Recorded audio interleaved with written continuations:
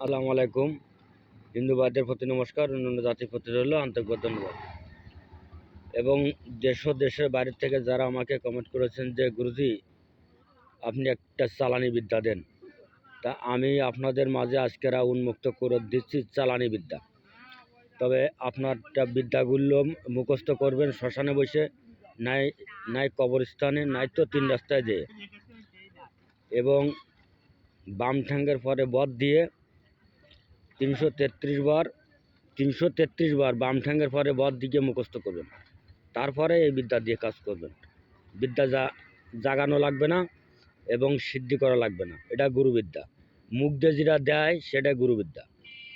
আর বই ফিস্তাকে যেটা দেয় সেটা মনে করো যে সেই গুরু লেখাপড়াও থাকতে পারে। তবে আমার ভিডিওটা ভালো লাগলে বেশি বেশি লাইক করবেন, শেয়ার করবেন, কমেন্ট করবেন। আপনারা বিদ্যাটা মুখস্থ করে নেন।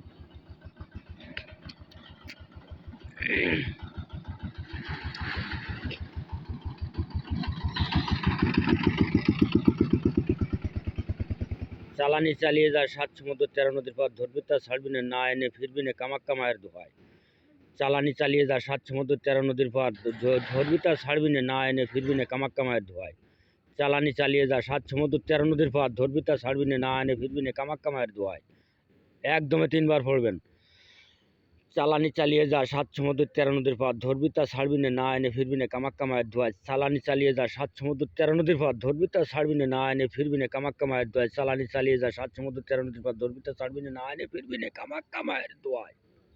আপনারা এই বলে আপনার চালানি করতে পারবেন এবং গুরুর সাথে যোগাযোগ করবেন। তবে এই বলে আপনারা চালানি করতে পারবেন। এটা চালানি বিদ্যা, এটা হচ্ছে আমার গুরুবিদ্যা।